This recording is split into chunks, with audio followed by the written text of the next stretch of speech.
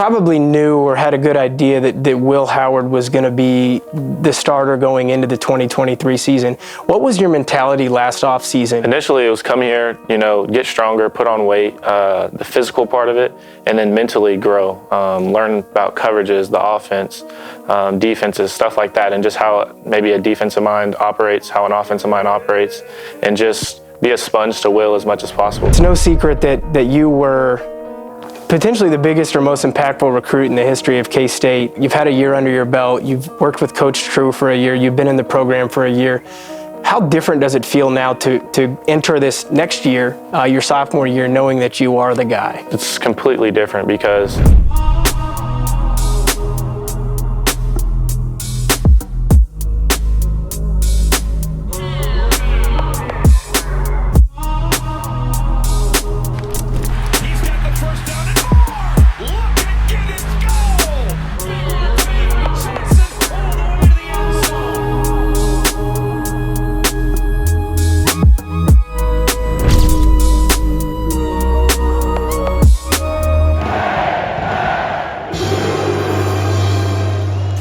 K-State family, thanks for tuning in to this episode of Cats Talk, hosted by Wildcat NIL. We hope you enjoyed the conversation. Be sure to like, comment, or subscribe wherever you find your podcasts, including Apple, Spotify, and YouTube. Please also follow us on social media.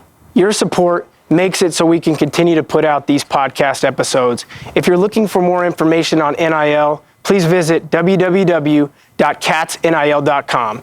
Thanks for your support, and go Cats.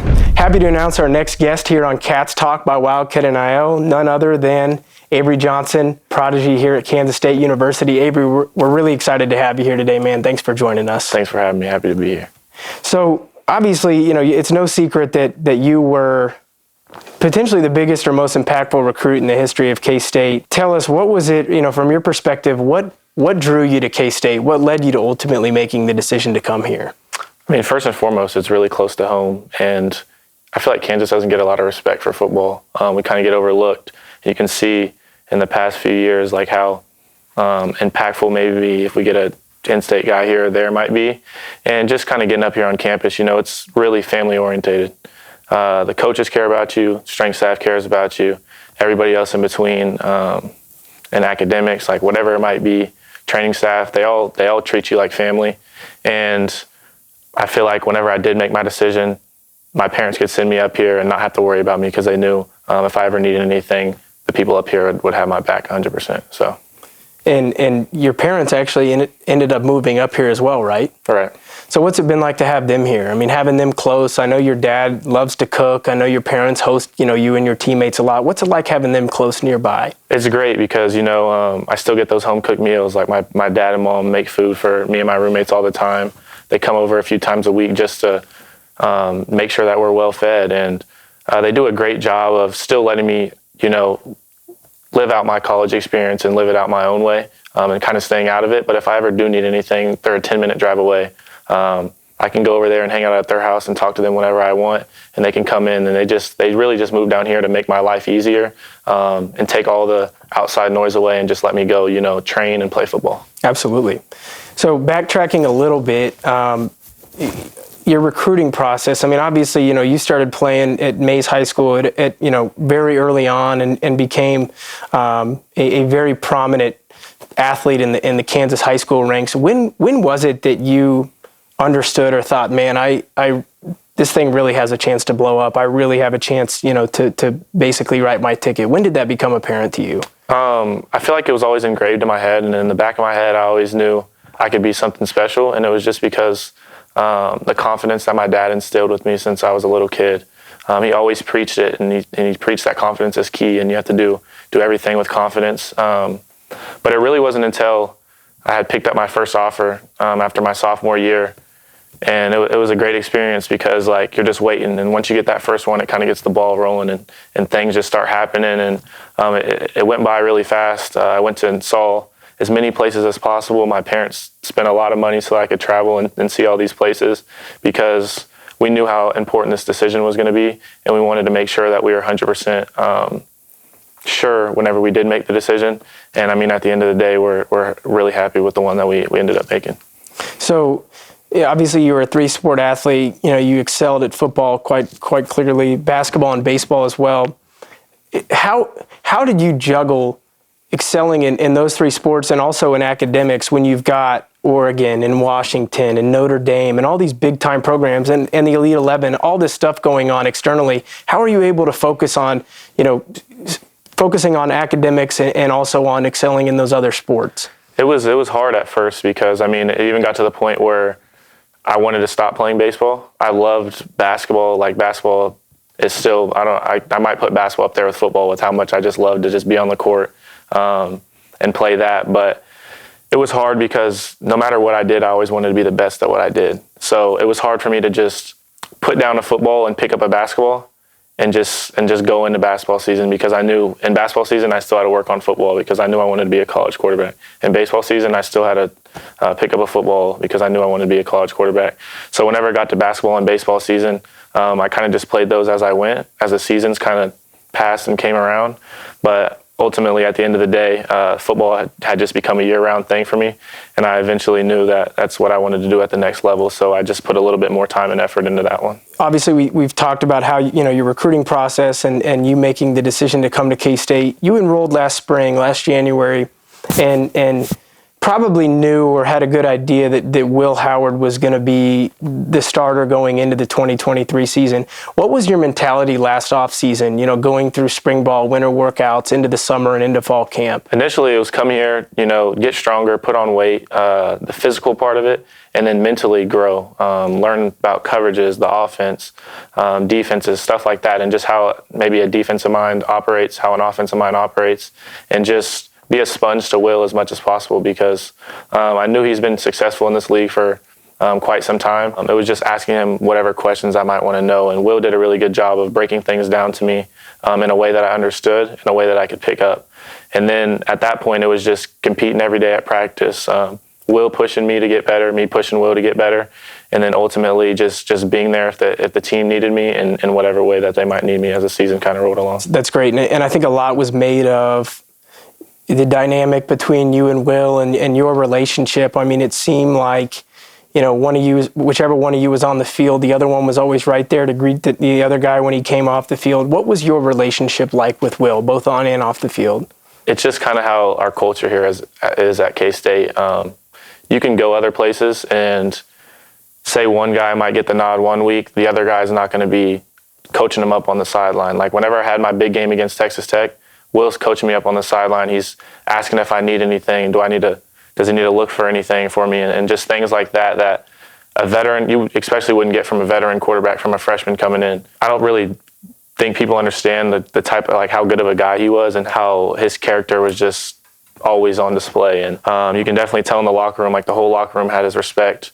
And I noticed that from the day I came in, and it's just by the way he went about things and how he carried himself. Obviously, you come in and I think by all accounts, you had a great offseason. And going into the season, despite knowing that Will was the guy, fans were still excited to see Avery Johnson. And we got to see quite a bit of you in the home opener last fall.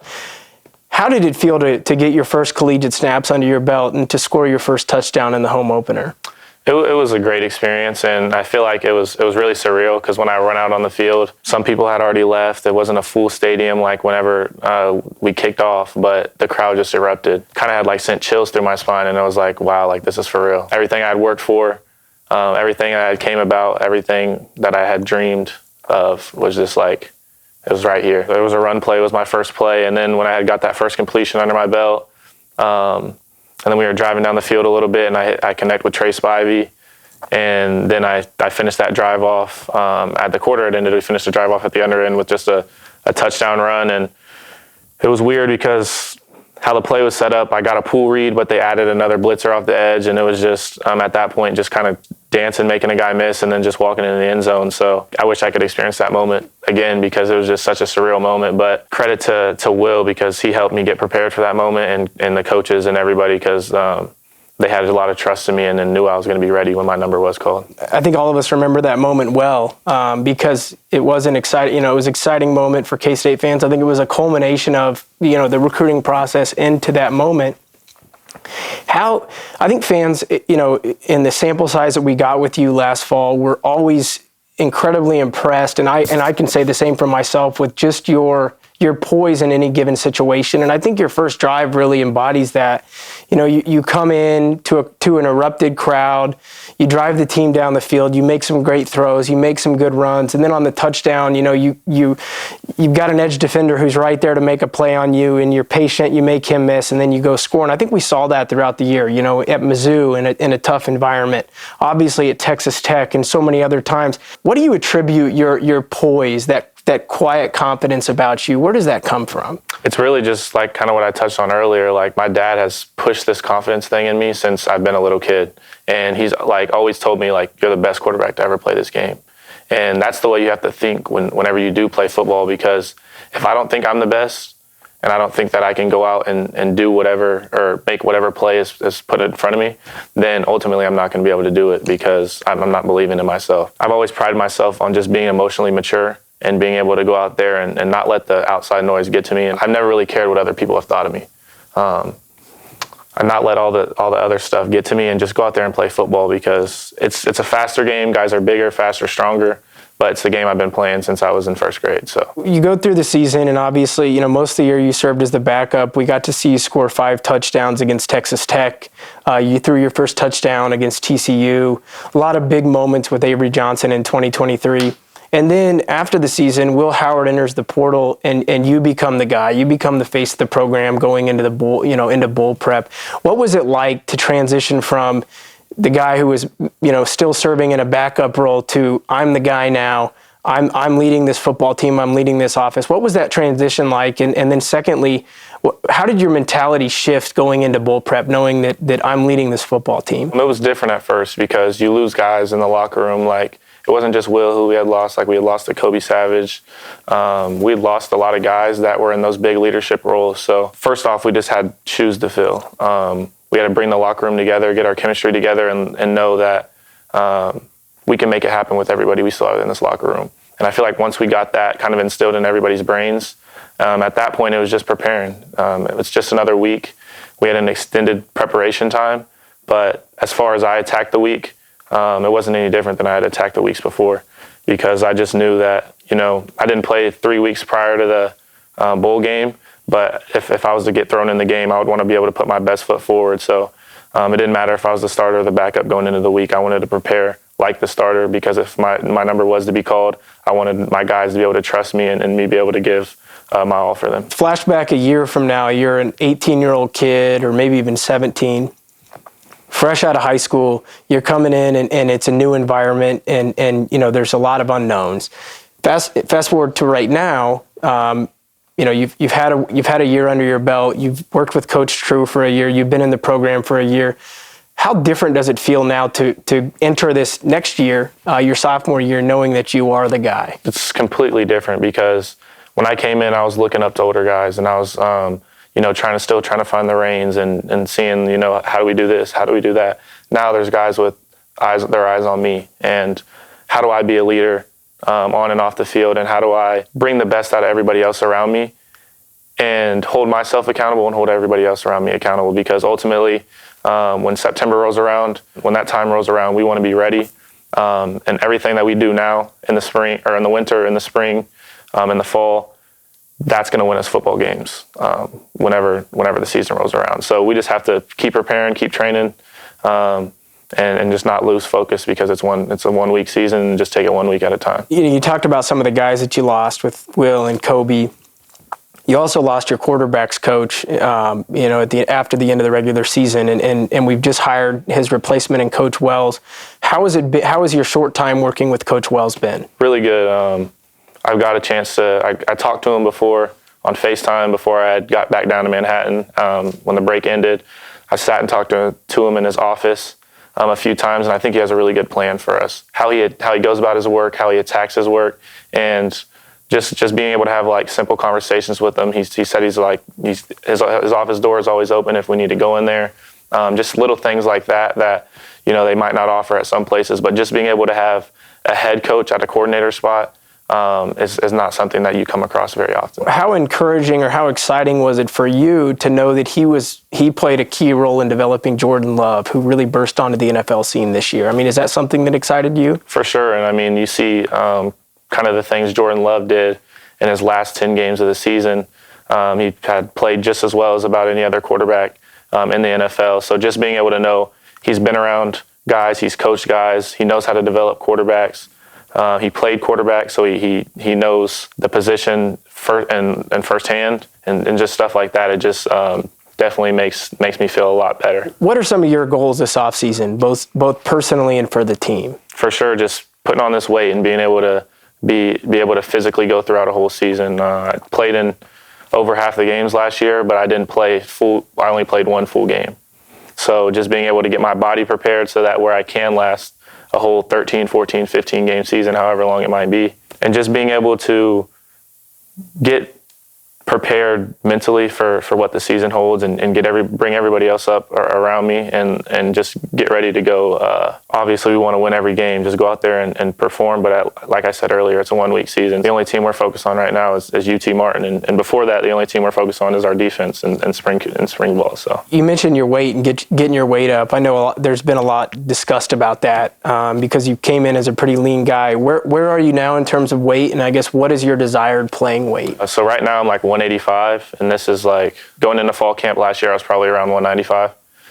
When I came here in the spring of the freshman year, I was about 170, 175. This is the perfect ideal time to put on weight. I want to get to around 195, 200 by spring ball, and then be able to maintain that weight, get a little bit above 200, and then try to play above 200 and stay above that line as the season goes on, and then look to make another jump going into my junior year. Now, jumping into some more lighthearted questions, describe your relationship with Jayce Brown.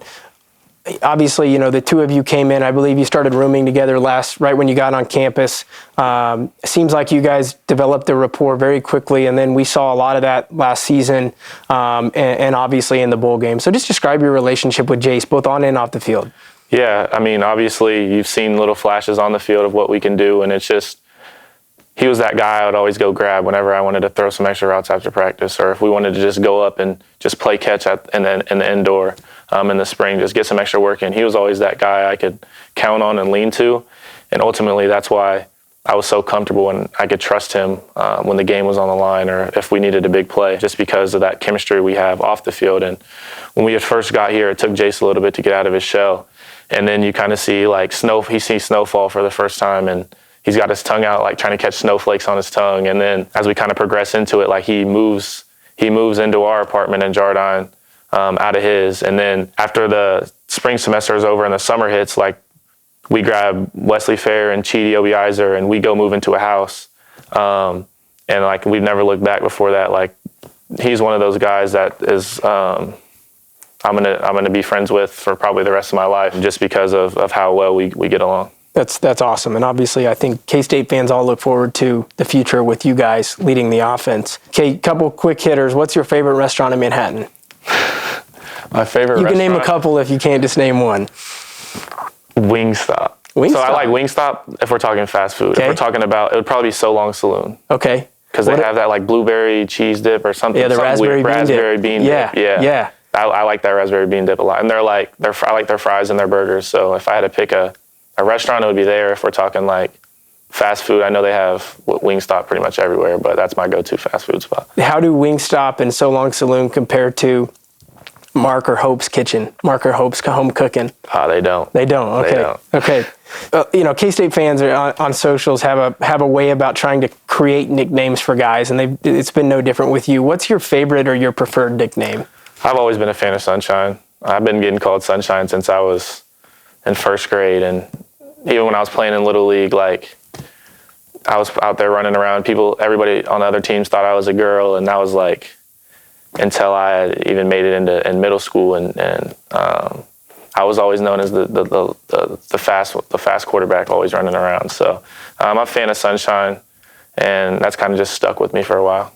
A lot. Obviously, I think probably the favorite, I guess, the most impactful moment of the month of December was, when with everything going on, K-State football social media drops a video announcing your number change from number 5 to number 2. I know number 2 was your number in high school, but I guess, is that the reason why you changed from number 5 to number 2, or I guess what was the reason for that? Yeah, I had no idea it was going to happen that quick, and 2 is just something I've worn my whole life, and it was really just because growing up I was watching my brother play football. He always wore 2, and it just kind of, I don't know how I came about it, but that was kind of the reason why, just because, I always looked up to my brother, and he's somebody I still look up to today, so just being able to wear that for him was one of the reasons why I chose it, and then I just kind of stuck with it as I went on. If you weren't playing football, what would you be doing right now? Be playing basketball. Okay. And if you weren't playing basketball, you'd probably be playing baseball? No, I wouldn't. No, not baseball? No. Okay. Your sister played softball at Wichita State, though, right? Okay. Baseball's a little bit too slow for me. Okay. I respect that. Who's the best athlete in the Johnson family? You don't have. It's gotta be me. You don't have to be humble. Okay. I just had to ask because I know my siblings are going to watch this, and I'm not giving them any of the benefit of the doubt. I appreciate that. The only person I'm giving a knock to is my mom. Okay. Who are some young guys on the football team that K-State fans should be excited about going into this 2024 season? Like freshmen? Yeah, young guys, freshmen who we either haven't seen, or even young guys who maybe didn't get a lot of playing time last year. So as far as the freshmen go, we haven't done anything other than lift and condition. So for a week, and we're not even in the same lifting groups. So I couldn't tell you as far as the freshman. I'll probably have a better understanding after spring ball. But as far as my class goes, my roommate Chidi Obiizer, defense end, he's looking to have a really big year. Trying to think, Asa Newsome, he had significant snaps last year, but ended up getting injured, so we didn't get to see as much of him as we would like. But I feel like really we have a lot of other guys, and a lot of people aren't coming to my mind right now, but we have a lot of talent. Trey Spivey, is he a guy people should be excited about? Yeah, guys need to be excited about Trey just because of how athletic and how long he is, and just how able he is to how good he is at being able to just go get a football. He's a really talented receiver, and his biggest thing this offseason is getting in the playbook and knowing the playbook like the back of his hand. When he gets that figured out, he can be really scary. All right, last of the lighthearted questions. I guess, and this one isn't so lighthearted. When you leave K-State, whenever that time comes, how do you want to be remembered amongst the K-State family? Really just more than a football player. I want to be known as, somebody that was a better person than he was a football player. And I feel like it can kind of get lost. Like when you do good on the football field, that's all people might know you for. But just like whenever I have interaction with fans or just out in the public, even if they're not fans, just like people in general, just being able to just be respectful and give respect to everybody, because you never know who you might be talking to or what type of day they might have had. So I just want people to know me as more than a football player, and just, a respectful young kid that plays football as well. Now, obviously, we're talking on Cats Talk, which is hosted by Wildcat NIL. So NIL is obviously a purpose behind this discussion. As a college athlete, as a prominent college athlete, can you explain to K-State fans how NIL factors into the college athlete experience? Yeah, I feel like NIL plays a huge role in college sports nowadays, and I feel like not a lot of people know about it just because of how new it is. But okay, you're a good football player.